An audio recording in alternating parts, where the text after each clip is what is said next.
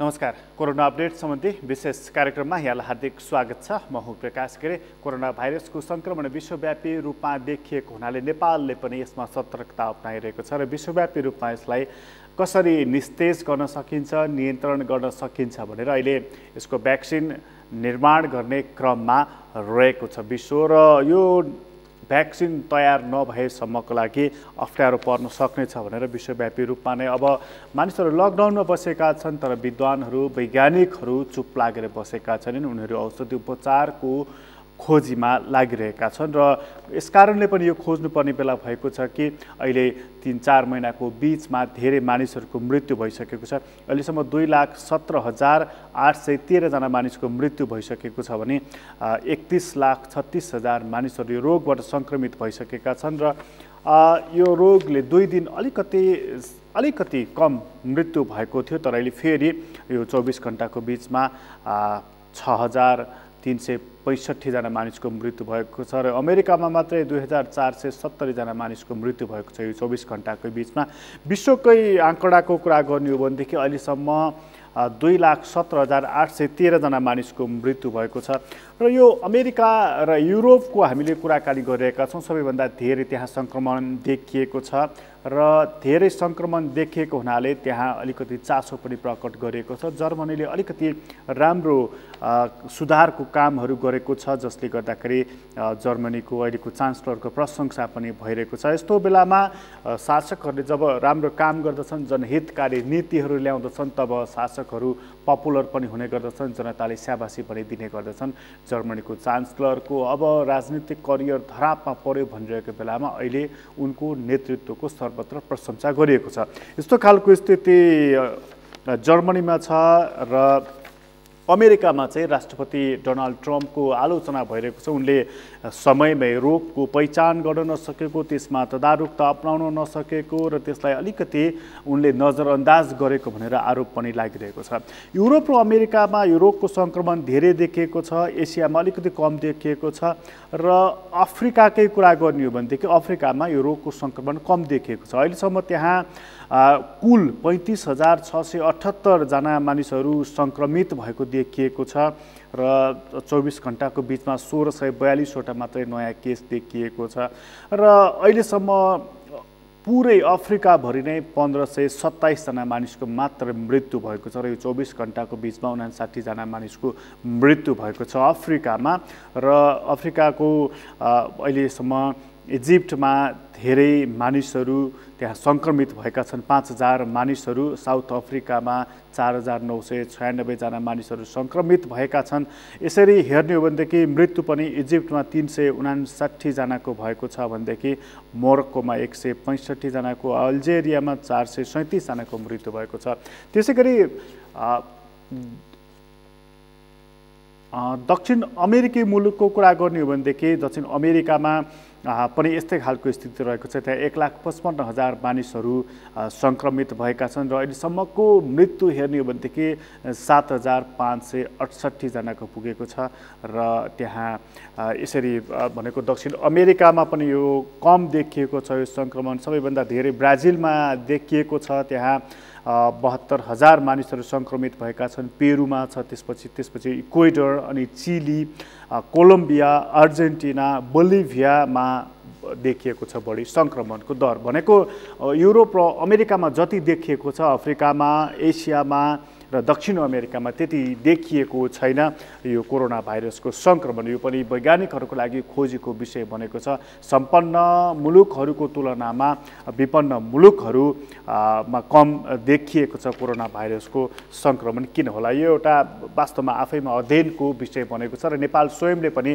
अध्ययन गर्नुपर्नेछ र अध्ययन चाहिँ नेपालले गरेर नेपालको आफ्नो वास्तविक अवस्था के हो, नेपालले यहाँ सङ्क्रमणको दर कस्तो हो, नेपालमा कोरोना भाइरसको स्वरूप कस्तो हो, यो कुरा पनि नेपालले पत्ता लगाउनु पर्नेछ र यसमा सरकारले विश्वविद्यालयको सहयोग लिन सक्दछ, तर त्यो सहयोग चाहिँ लिइरहेको छैन। हामी एकछिन पूर्वी पहाडी जिल्ला पाँचथरतर्फ लाग्नेछौँ र पाँचथरको अवस्था हामी बुझ्नेछौँ। त्यहाँ हामीसँग हाम्रा सहकर्मी हुनुहुन्छ खबिन लुइटेल। खबिनजी, हजुर, जस्तो अलि अगाडि पनि हामीले कुराकानी गरेका थियौँ 5 थरको अवस्थाको बारेमा। अहिले चाहिँ त्यहाँको अवस्था अलिकति बताइदिनुहोस् न। लकडाउन र कोरोना भाइरसको सङ्क्रमणको बारेमा परीक्षण कसरी भइरहेको छ त्यो जानकारी गराउनुहोस् न। पाँचथर जिल्लामा चाहिँ कोरोनालाई जसरी रोकथाम गर्नको लागि भनेर लकडाउन गरियो, त्यसदेखि पछाडि खासै त्यस्तो ठुलो समस्या नदेखिएको थियो। विदेशबाट आएका नागरिकहरूलाई क्वारेन्टिनमा राख्ने, त्यसदेखि पछाडि घर पठाउने प्रक्रिया भइरहेको थियो। तर जब बिचमा लकडाउन चाहिँ तेस्रो पटक थपिए पछाडि चाहिँ सरकारले घर जान दिने भन्ने खालको एक खालको सहज वातावरण भयो। त्यसदेखि पछाडि ठुलो सङ्ख्यामा चाहिँ 5 जिल्लामा काठमाडौँबाट विद्यार्थी अनि त्यहाँ रहेका काम गर्ने कामदारहरू चाहिँ फर्किए पछाडि चाहिँ त्यसले एक खालको समस्या उत्पन्न गराएको छ, जुन अहिलेसम्म पनि समाधान भइसकेको छैन। 5 जिल्लामा चाहिँ क्वारेन्टिनको सङ्ख्या 204वटा मात्रै थियो पहिला जम्मा जिल्लाभरिमा। तर पछि चाहिँ एकैचोटि ठुलो सङ्ख्यामा 292 जना विद्यार्थी अनि काठमाडौँमा हलपत्र परेका नागरिकहरू फर्किए पछाडि चाहिँ त्यो चुनौतीको रूपमा देखियो। उनीहरूलाई सहजै गाउँमा जान दिने अथवा क्वारेन्टिनमा राख्ने भन्ने विषय बहस हुँदै उनीहरूलाई क्वारेन्टिनमा राख्नुपर्छ भन्ने निर्णय भइसके पछाडि आपतकालीन अवस्थामा तत्कालै जिल्लाको एउटा फाल्गुनन्द गाउँपालिकाले चाहिँ जो चाहिँ A5 प्रवेशको मुख्य प्रवेशद्वार पनि हो, फाल्गुनन्द गाउँपालिकाको चाहिँ बोर्डरमा रहेको एउटा विद्यालयमा क्वारेन्टिनको व्यवस्था गरियो, जहाँ चाहिँ 109 जना विद्यार्थी अनि त्यसैको पछाडि काठमाडौँबाट आएका चाहिँ ती जो अलपत्रबाट फर्किएका नागरिकहरू थिए तिनीहरूलाई राख्दाखेरि चाहिँ एउटै कोठामा 25 जना 20 जना त्यसरी राखिए पछाडि त्यसले अझै सङ्क्रमणको जोखिम बढ्यो भन्ने हिसाबले विभिन्न तह र कक्षाहरूबाट आवाज उठे र तिनीहरूलाई व्यवस्थापन गर्नको लागि हिजो मात्रै सर्वपक्षीय बैठक सबै स्थानीय तहका प्रमुखहरूको बैठक चाहिँ सिक्किममा सम्पन्न भयो। र त्यो बैठकले चाहिँ के निर्णय गर्यो भन्दाखेरि त्यो फाल्गुनन्द गाउँपालिकाले मात्रै जिम्मेवारी लिइरहेका नागरिकलाई सबै चाहिँ स्थानीय तहहरूले आफ्ना आफ्ना नागरिकहरूलाई जिम्मा लिने भन्ने निर्णय गर्यो। त्यसदेखि पछाडि चाहिँ प्रदेश सरकार र चाहिँ सङ्घीय सरकार मार्फत आरडिटी परीक्षणको लागि किट उपलब्ध भइसकेको अवस्था छ जिल्लामा।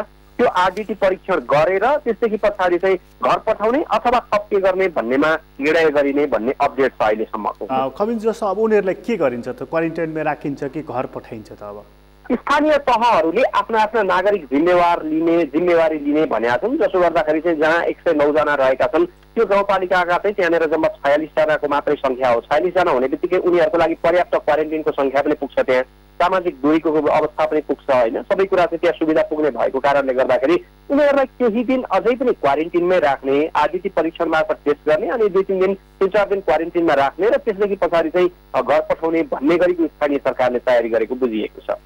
जस्तो खबिन जस्तो अब उनीहरूको त्यो अवस्था रह्यो, अनि लकडाउनको अवस्था चाहिँ कस्तो रहेको छ? लकडाउनको अवस्था चाहिँ पछिल्लो समय केही खुकुलो हुँदै गएको छ। यसको मतलब प्रशासनले नै खुकुलो गरेको हो त भन्न मिल्दैन, तर नागरिकहरू स्वतस्फूर्त रूपमा अब 5 थरलाई चाहिँ के थियो भन्दाखेरि सुरुवाती चरणदेखि नै त्यसरी यति बजेदेखि यति बजेसम्म खुल्ने भन्ने थिएन। यहाँका चाहिँ दैनिक उपभोग्य पसलहरू चाहिँ पूर्ण रूपमै खुलेका थिए, सुरुदेखि नै पुरै खोल्दा पनि हुने भन्ने खालको थियो। अधिकांश चाहिँ दैनिक उपभोग्यका पसलहरू चाहिँ सहज रूपमा खुलेका थिए। खाद्यान्न सङ्कटहरूको अवस्था नभएको हुँदाखेरि नागरिकहरू छिटपुट रूपमा लिए निस्किन्थे। तर अहिले चाहिँ बिहान बेलुकाको समयमा प्राय यहाँको निर्माणहरूको काम पनि सञ्चालन गर्ने भनिसके पछाडि चाहिँ यहाँ चाहिँ प्रदेश सरकारले अनि यहाँको जिल्ला स्तरीय समितिले पनि निर्माणका कामहरू सञ्चालन गर्ने भनिसके पछाडि चाहिँ विशेष गरी भारतीय मजदुरहरू जो चाहिँ काम गर्नकै लागि विशेष गरी यो पूर्वी पहाडी भेगमा आउने गर्छन्, उनीहरू चाहिँ पहिल्यैदेखि आएर बसिरहेको खाली बसेकी राखेका थिए। उनीहरूले चाहिँ विभिन्न बिल्डिङहरू त्यसदेखि पछाडि चाहिँ पुलहरूको काम चाहिँ निर्माण सुरु गरेको अवस्था छ, जसले गर्दा केही चहल पहल पनि बढेको छ। खबिन जस्तो अब यो जस्तो काठमाडौँ अथवा झापा भनौँ अथवा मुख्य सहरबाट गाउँमा आउने जुन अहिले लर्को चलिरहेको छ, जस्तो 5 थरबाट चाहिँ अन्यत्र जानेहरूको सङ्ख्या चाहिँ कतिको देखिएको छ? 5 थरबाट चाहिँ त्यसरी बाहिर जानेको सङ्ख्या देखिएको छैन। विशेष गरी 5 थरमा चाहिँ बाहिरबाट आउनेहरू भनेको सदरमुकाममा विद्यार्थीहरू मात्रै हो। फिल्ममा चाहिँ बाहिरबाट विद्यार्थीहरू आएर पढ्ने अनि त्यसदेखि पछाडि सदरमुकाममा केन्द्रित रहेर व्यापार व्यवसाय गर्ने जो गाउँबाट आएर व्यापार व्यवसाय गर्ने व्यवसायीहरू हुनुहुन्थ्यो, उहाँहरूले लकडाउनको सुरुवाती चरणमै भोलिपल्टबाट लकडाउन हुँदैछ अथवा आज लकडाउन भयो भन्ने बित्तिकै उहाँहरू सबैजना आफ्नो घर गइसक्नुभयो। त्यसो भइसके पछाडि यहाँबाट बाहिरिनेको सङ्ख्या त्यस्तो छैन। विशेष गरी भारतीय मजदुरहरू चाहिँ यहाँ चाहिँ केही सङ्ख्यामा रहेर 200-250-300को सङ्ख्यामा रहेर चाहिँ 5 जिल्लामा काम गर्ने गर्छन्। अब उनीहरू लकडाउनको कारणले गर्दाखेरि जानको लागि सम्भवै भएन।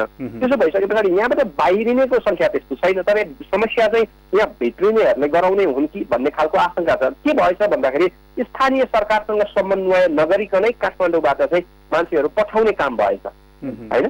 त्यसो भइसके पछाडि चाहिँ स्थानीय सरकारहरूले हामीहरूलाई थाहै छैन कसरी आए, कहाँ बस्छन् त हामीहरूलाई थाहै छैन भन्ने खालको पुरा गरिरहने, नागरिकहरू बाटोमा आइसकेर हलपत्र भएको अवस्थाले चाहिँ पछिल्लो समय केही चुनौती थपेको छ। तर यसलाई पनि सहज व्यवस्थापन गर्नको लागि स्थानीय सरकारका प्रमुखहरू चाहिँ केही जिम्मेवार देखिएका छन्। जस्तो यो चाहिँ त्यो भयो। अर्को कुरा चाहिँ जस्तो त्यहाँ जस्तो अब त्यो पहाडी इलाका भएको हुनाले जस्तो अहिले त कृषि कर्म गर्ने बेला पनि रहेको छ, त्यहाँ चाहिँ लकडाउनको कुनै प्रभाव परेको छ कि छैन? छैन छैन। जस्तै अहिले चाहिँ विशेष गरी 5 स्तरमा मकै छर्ने अनि एकहोरा मकै गोड्ने गरेको अवस्था हो। कृषि कर्मको लागि चैते धान चाहिँ अस्ति नै रोपिसकेको अवस्था हो। त्यसो भइसके पछाडि चाहिँ कृषि कर्मलाई विशेष गरी लकडाउनको प्रभाव त बजार केन्द्रित मात्रै छ। यहाँ त तपाईँको गाउँमा त नियमित कर्महरू, नियमित कामहरू मानिसहरूले गरिरहेका छन्। तर नागरिकहरू कति चाहिँ सचेत भएका छन् भने हामीहरूको गाउँमा कोही बाहिरबाट आएको मान्छे पस्यो अथवा चाहिँ कोही मान्छे बाहिरबाट आयो भने चाहिँ त्यसलाई चाहिँ तत्कालै चाहिँ स्थानीय सरकारलाई खबर गरिदिने, प्रहरी प्रशासनलाई खबर गरिदिने, क्वारेन्टाइनमा चाहिँ पठाउनको लागि पहल गरिदिने भएपछि एक हिसाबले गाउँ चाहिँ सुरक्षित भएर बसेको मान्न सकिन्छ। यहाँ खबिनजी तपाईँलाई धेरै धन्यवाद जानकारीको लागि। हाम्रा सहकर्मी खबिन लुइटेल हुनुहुन्थ्यो 5 थरबाट। 5 थरमा हामीले कुराकानी गरेका थियौँ त्यहाँको स्थिति के छ भनेर। 5 थरको स्थानीय तहलाई जानकारी नै छैन, तर काठमाडौँ लगायतका स्थलहरूबाट जो पढ्नको लागि यहाँ आएका थिए, कतिपय मानिसहरू कामका लागि पनि आएका थिए, ती मानिसहरू फर्किँदाखेरि 5 थरको स्थानीय तहलाई थाहा भएन मानिसहरू फर्किएका मानिसहरूलाई कहाँ राख्ने, क्वारेन्टाइनको व्यवस्था कसरी गर्ने, त्यहाँ राख्दाखेरि पनि कसरी सबै मानिसहरूलाई अटाउने, यो एउटा चुनौतीको रूपमा रह्यो 5 थरलाई। र यो चुनौतीको सामना अहिले 5 थरले गरिरहेको छ। स्थानीय तह एक किसिमको अलमलमा पनि देखिएको छ। र लकडाउन चाहिँ अलिकति खुकुलो भएको छ फिदिममा, खास गरी त्यहाँ कल कारखानाहरू भनौँ अथवा त्यहाँ विकास निर्माणका कामहरूलाई निरन्तरता दिने भनिसकेपछि चहल पहल बढेको छ। र यो चहल पहल बढ्ने क्रमले गर्दाखेरि अलिकति शङ्का पनि लागेको छ। बाहिरबाट मानिसहरू पनि आएका छन्, कतै कोरोना भाइरसको सङ्क्रमण फैलने पो हो कि, यो खालको डर पनि त्यहाँ देखिएको छ। यो डरको बावजुद पनि फिदिम चलिरहेको छ, 5 थर चलिरहेको छ। यो खबर हामीले 5 थरबाट लिएका थियौँ। यसपछि हामी एकछिन दार्चुलातर्फ लाग्नेछौँ। दार्चुला अलि समय अगाडि निकै धेरै चर्चामा पनि रह्यो, विवादमा पनि रह्यो। अहिलेको अवस्था चाहिँ के रहेको छ त्यसबारेमा कुराकानी गर्नेछौँ। दार्चुलाबाट हाम्रा सहकर्मी हुनुहुन्छ रमेश खत्री। रमेशजी, जस्तो अब यो दार्चुलाको अलि अगाडि केस चल्यो कि पारी दार्चुलामा रहेका हाम्रा दाजुभाइहरू यता आउनु भएन भनेर, अहिले चाहिँ उहाँहरू यता आइसक्नुभयो कि अहिले पनि उहाँहरूलाई पारिपट्टि भनेको भारतमै राखिएको छ, के छ स्थिति? सबै सर उहाँ भारतमै हुनुहुन्छ सर। अहिले पनि उच्च स्तरीयको मिटिङ प्रत्येक दिन बस्दा पनि निष्कर्षमा नआएकाले अहिलेसम्म उहाँहरू भारतमै छन्। भनेपछि कतिजना जति उता धारचुलापट्टि हुनुहुन्छ रमेशजी? 1000 बढी छन् सर। 1000 भन्दा बढी हुनुहुन्छ? हजुर हजुर। अनि उहाँहरू त्यहाँ कसरी बसिराख्नु भएको छ? उहाँहरूसँग केही कुराकानी हुन पाएको छ तपाईँको? कुराकानी सर अस्ति त भएको छ सर, आज भोलि ठ्याक्कै भएको छैन। आज पनि यहाँ जिल्लाका उच्च स्तरीय समितिहरू यहाँ महाकाली नगरपालिकामा रहेको वार्ड नम्बर 9 दत्तु नाकामा हेर्नको लागि उहाँको भोलिसम्म पनि ल्याउने भन्ने भोलि भनेर मिटिङ प्रत्येक दिन मिटिङ बसेको हुन्छ जिल्ला प्रशासनमा। आज पनि उच्च स्तरीयहरू गएछन् तलतिर त्यो महाकाली तल्लो नाकामा। अनि जस्तो त्यो उच्च स्तरीयको बैठक बस्यो, सिडिओ कार्यालयमा बैठक बस्यो, त्यो बैठकले चाहिँ के अब पारिपट्टि रहेका हाम्रा दाजुभाइ दिदीबहिनीहरूलाई यता ल्याउने भन्ने बारेमा चाहिँ कुनै निर्णय गरेको छैन, अथवा लकडाउन भनेको बोर्डर नखुलिकन नल्याउने के भनिएको छ? त्यसको अन्तिम निष्कर्ष निकलेको छैन अहिलेसम्म। उता गृह मन्त्रालयबाट पनि उता यहाँको लागि भइसकेको र स्थानीय तहहरू अहिलेसम्म स्थानीय तहहरूले खासै चासो नदेखिएकाले उताबाट यहाँ ल्याउनलाई अलिक अप्ठ्यारो भएको प्रमुख जिल्ला अधिकारीज्यूसँग बुझ्दा हामीलाई हिजो पनि बसेको र आज उता दत्तु नाकामा गएर उता आज ल्याउने भन्ने समन्वय आज पनि भइरहेछ। अनि रमेशजी, जस्तो अब यो उता धारचुलापट्टि त हाम्रा दाजुभाइ दिदीबहिनीहरू हुनुहुन्छ, यतापट्टि चाहिँ जस्तो यता दार्चुलापट्टि चाहिँ भारतीय नागरिकहरू पनि हुनुहुन्छ क्वारेन्टाइनमा? यता दार्चुलामा भारतीयहरू छैन सर, भारतीयहरू क्वारेन्टाइनमा छैन। भारतीय कामदारहरू धेरै छन् यता पनि, तर क्वारेन्टाइनमा भने छैन अहिलेसम्म। ए भनेको उनीहरू चाहिँ काममै व्यस्त छन् अहिले पनि? हजुर, यहाँ काममै व्यस्त छन्। अनि जस्तो त्यो दार्चुलाको, जस्तो तपाईँ दार्चुलामा हुनुहुन्छ, दार्चुलामा चाहिँ जस्तो एउटा लकडाउन त देशव्यापी रूपमा छ, त्यहाँ चाहिँ लकडाउन कसरी लगाइएको छ, त्यसको प्रभाव कस्तो परेको छ, मानिसहरूले कति पालना गरेका छन्, के छ स्थिति?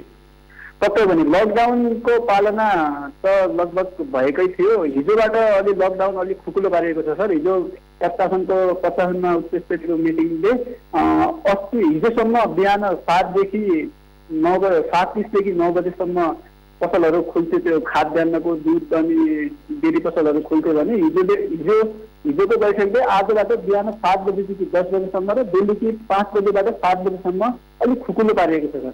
भनेको त्यो समय चाहिँ बिहान मानिसहरूलाई बाहिर निस्कने अथवा बेलुका पनि निस्कने, सामानहरू खरिद गर्ने यो टाइमको लागि छुट्याइएको हो। हजुर। अनि जस्तो अब त्यो तपाईँले जुन लकडाउन अलिकति खोकुलो पारिएको छ भन्नुभयो, जस्तो त्यहाँ चाहिँ अलिकति कोरोना भाइरसको सङ्क्रमण के कसो छ भनेर चेक जाँच पनि गरिएको छ कि यत्तिकै छाडिएको छ?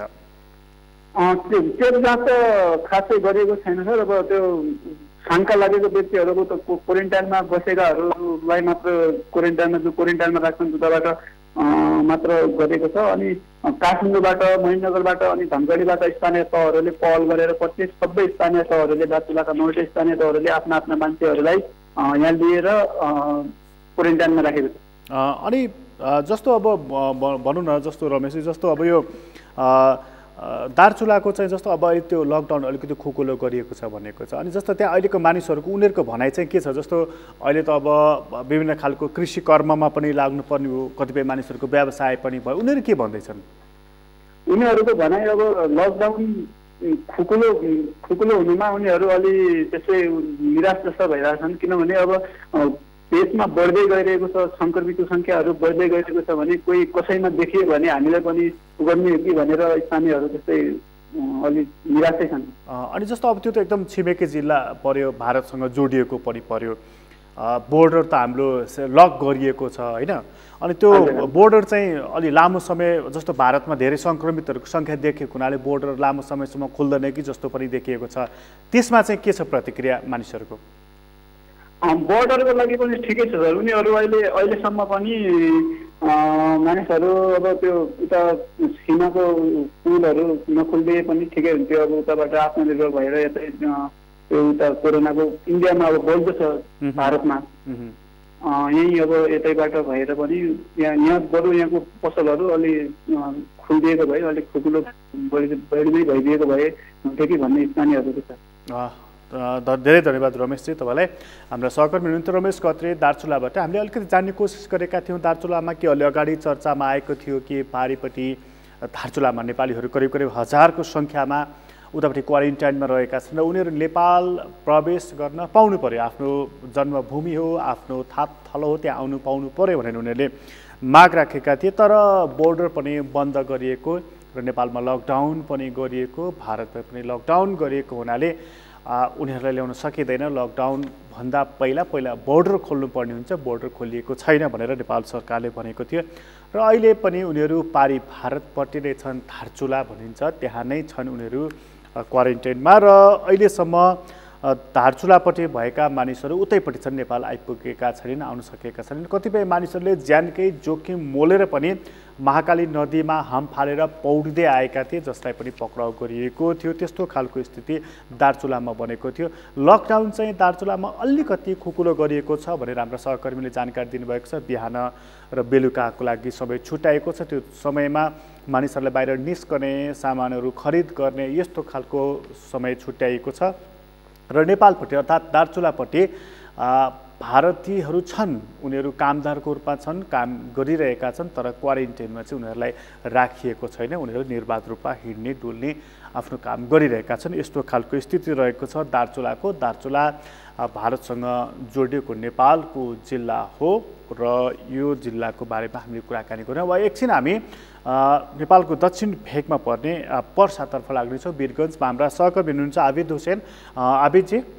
हजुर प्रकाशजी, जस्तो अब यो पर्साको चाहिँ स्थिति कस्तो छ? लकडाउन मानिसहरूले कति मानेका छन्, त्यहाँको सङ्क्रमणको अवस्था कस्तो छ, अलिकति बताइदिनुहोस् न।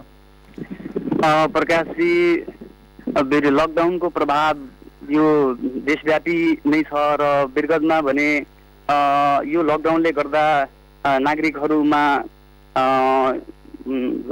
खाद्यान्न वस्तु लगायतका आपूर्ति सहज नहुँदाखेरि अलिकति आतेका छन् र काला बजारी पनि यहाँ हत्ते बढेको छ। महँगो सामान खरिद गर्न नागरिकहरू बाध्य भएका छन्। भने यद्यपि विषयमा चाहिँ हिजो जिल्ला प्रशासन कार्यालय पर्सा लगायतका टोलीहरूले चाहिँ वीरगञ्जमा अनुगमन गरेका थिए र अनुगमनका क्रममा 5 जना पसलेहरूलाई कारबाही समेत गरेको हामीले जानकारी पाएका छौँ र वीरगञ्जमा थप 2 जनामा कोरोना संक्रमण अस्ति पुष्टि भएको थियो। त्यसको कन्ट्याक्ट ट्रेसिङको आधारमा जुन गरिएको PCR परीक्षण आज फेरि 3 जनामा त्यो पोजिटिभ देखिएको हामीले खबर प्राप्त गरेका छौँ। 12 को जितपुरमा 2 जना र पर्साको छपैयामा 1 जना त्यो संक्रमण पोजिटिभ देखिएको पुष्टि भएको भने हामीले जानकारी प्राप्त गरेका छौँ प्रकाशजी। हजुर, अब जस्तो आबिदजी जस्तो अघि यो कोरोनाको कुरा भयो, अघि तपाईँले एउटा अर्को कुरा नि गर्दै हुनुहुन्थ्यो यो महँगीको, त्यसमा पनि कालोबजारी गरेका र 5 जना पसलेहरूलाई कारबाही पनि गरियो भनेर। उनीहरूले चाहिँ के महँगोमा यो वस्तुहरू बेचेका रहेछन् कि अथवा के रहेछ? महँगोमा चाहिँ खाद्यान्न वस्तु बिक्री गरिरहेको भन्ने जनगुनासोको आधारमा जिल्ला प्रशासन कार्यालय पर्साबाट गएको टोलीले सहायक प्रमुख जिल्ला अधिकारी ललित कुमार बस्नेतको नेतृत्वमा गएको टोलीले चाहिँ उहाँमा धेरै नै जनगुनासो बढिसकेपछि उहाँ जिल्ला प्रशासन कार्यालय लगायतका टोलीहरू अनुगमन गरेर त्यस्ता कालाबाजी र महँगो सामान बिक्री वितरण गरिरहेको पसलेहरूलाई 5 जनालाई कारबाही गरेको सहायक प्रमुख जिल्ला अधिकारी ललित कुमार बस्नेतले हामीलाई जानकारी दिनुभएको छ। प्रकाश आबिदजी जस्तो अब यो लकडाउनको अलिकति कुरा गर्ने हो भने चाहिँ लकडाउन चाहिँ कतिको पालना गरेका छन् मानिसले? लकडाउन लम्बिँदै जाँदा एउटा नागरिकहरूमा आजित बनेका छन् र यो लकडाउनको पालना भने पूर्ण रूपमा नागरिकले यहाँ गरेका छन्। घरबाट कोही पनि व्यक्तिहरू चाहिँ अनावश्यक काममा निस्किएका छैनन्। सरकारको आदेशको पूर्ण रूपमा पालना भएको छ। अति आवश्यक बाहेकका सवारी साधनहरू पनि रोडमा सडकमा गुड्न सकेको छैन र काममा जुन आवश्यक कामको लागि आवश्यक प्रयोजनका लागि आवश्यक कामका लागि जो व्यक्तिहरू चाहिँ सडकमा फाटाफुट्टा हामीले देख्न अहिले सकिरहेछौँ त्यो बाहेक अनावश्यक काममा चाहिँ सडकमा सवारी साधनहरू गुडेका छैनन्। लकडाउनको पालना भएको छ। प्रकाशजी भनेपछि लकडाउनको पालना भएको छ। मानिसहरूको भनाइ चाहिँ के छ? जस्तो अब लकडाउनको अवधि त बढेको छ, अब वीरगञ्ज पर्सा त फेरि औद्योगिक नगर पनि हो होइन, त उद्योग व्यवसायीहरू के भन्छन्, मतलब के छ प्रतिक्रिया त्यहाँ? उद्योगिक व्यवसायीहरू चाहिँ अब यो लकडाउनको चाहिँ विकल्प खोज्न सरकारलाई उनीहरूले अनुरोध गरिरहेका छन् कि यो लकडाउन चाहिँ लम्बिँदै जाँदा अर्थतन्त्रमा नकारात्मक असर परिरहेको छ र यहाँ खाद्यान्न लगायतका सामग्रीहरू पनि अलिक कठिन भइरहेको छ। यहाँका उद्योगीहरू भने लकडाउनको विकल्प सरकार कहीँ खोजेदेखि राम्रो हुन्थ्यो अथवा चाहिँ त्यो लकडाउनको विकल्प खोजेर चाहिँ प्रभावकारी ढङ्गले अगाडि बढ्दाखेरि राम्रो हुन्थ्यो भन्ने चाहिँ उद्योगीहरूको प्रतिक्रिया रहेको छ। अब जस्तो अब यो उद्योगीहरूको प्रतिक्रिया त तपाईँले बताइहाल्नुभयो। सँगै अब जस्तो उद्योगहरू त बन्द छन्, कल कारखानाहरू त बन्द छन्, त्यहाँ जस्तो काम गर्ने मजदुरहरूको अवस्था चाहिँ के छ? उनीहरू घर गएका छन् कि अथवा उद्योगीहरूले उनीहरूलाई पनि अहिले चाहिँ ठिकै छ भनेर राखेका छन्, के छ?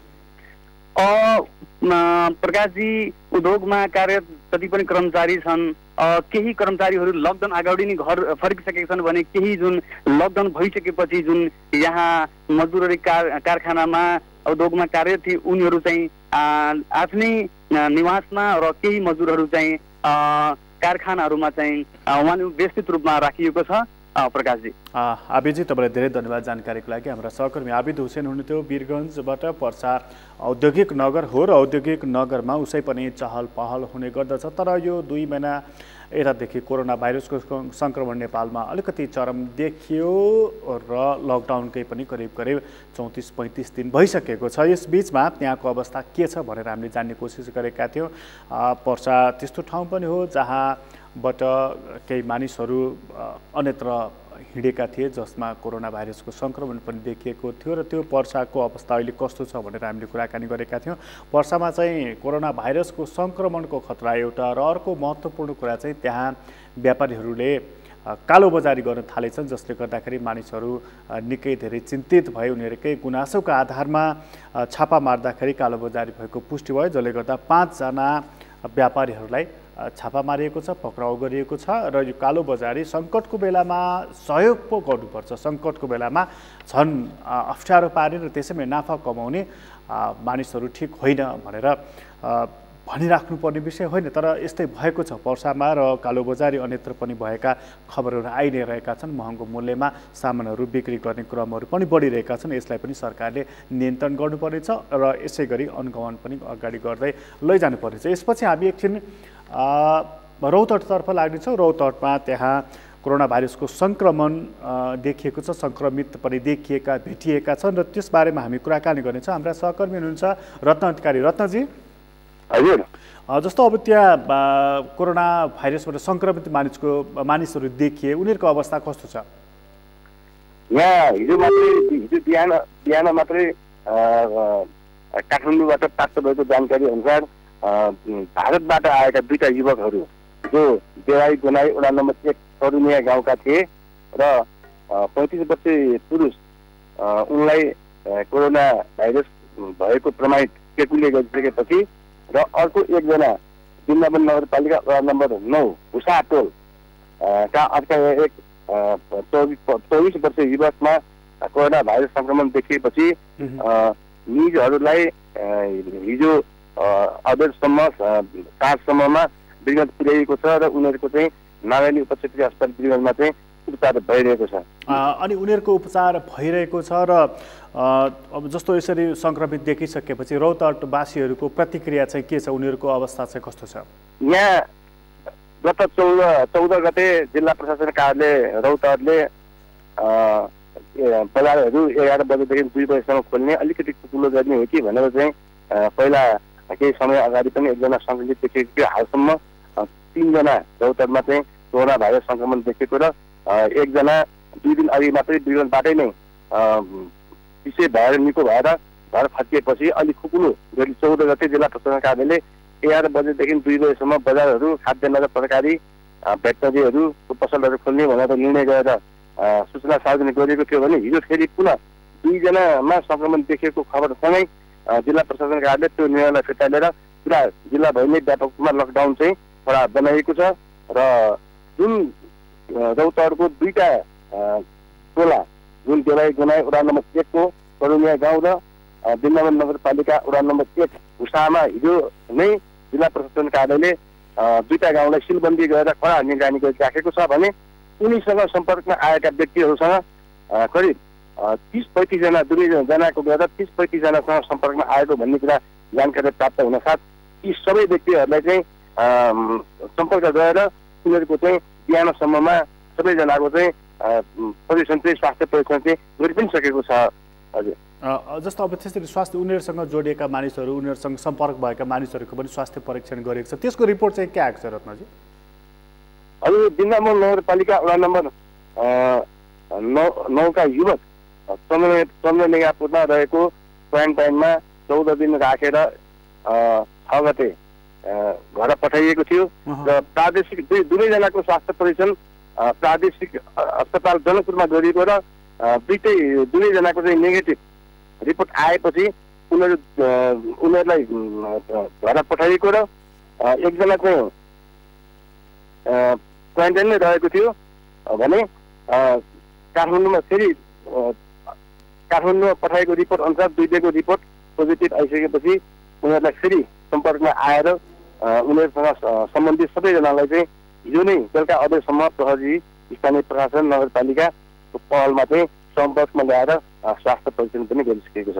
जस्तो अब यो चाहिँ भयो कुरा। अनि अर्को कुरा नि जस्तो रत्नजी, जस्तो अब यो अहिले त कृषिको बेला छ, खेती कर्मको बेला पनि रहेको छ, त्यहाँ चाहिँ जस्तो रौतहटमा चाहिँ अब लकडाउनले गर्दा त पक्कै असर परेको छ भनेको कृषि कर्मलाई अहिले असर गरेको छ कि छैन?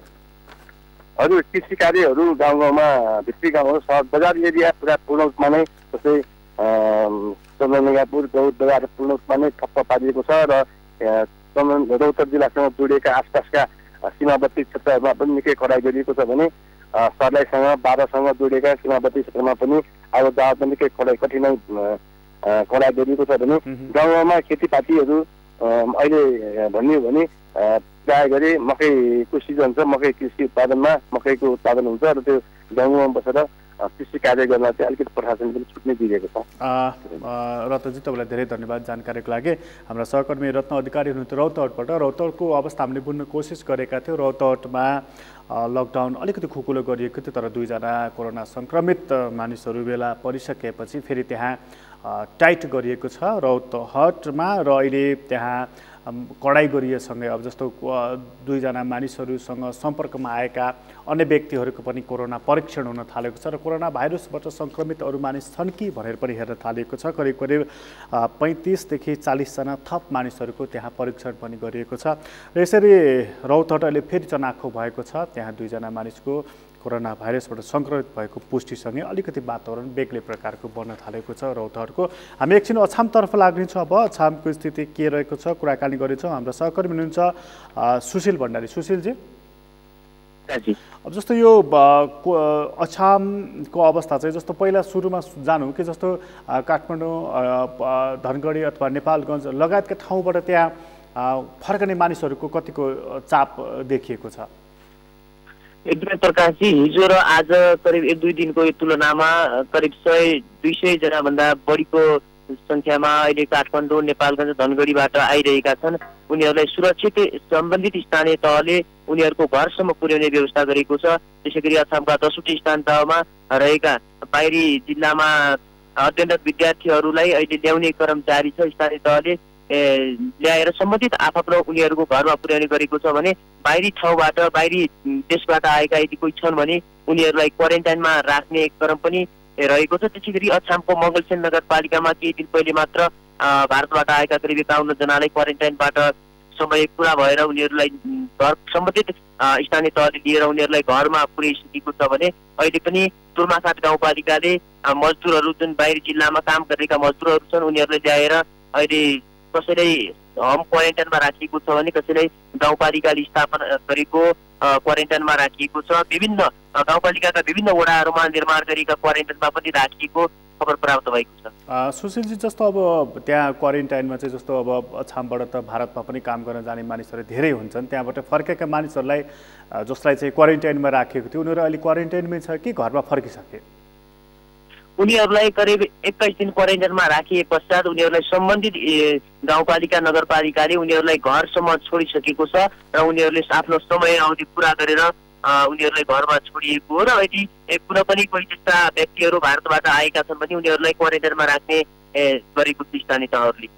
जस्तो अब यो चाहिँ स्थानीय तह चाहिँ त्यहाँ कति सक्रिय भएको पाइएको छ? जस्तो चाहिँ अब कोरोना भाइरसको सङ्क्रमण त छँदै नै छ, तर त्यहाँ मानिसहरूलाई सहजकर्ताको भूमिका उनीहरूले कति निर्वाह गरेका छन्? टेस्ट गर्नको लागि उनीहरूको भूमिका कस्तो छ? क्वारेन्टाइनमा राख्नको लागि उनीहरूले कस्तो भूमिका खेलिरहेका छन्? स्थानीय तह कति सक्रिय देखिन्छ त्यहाँ?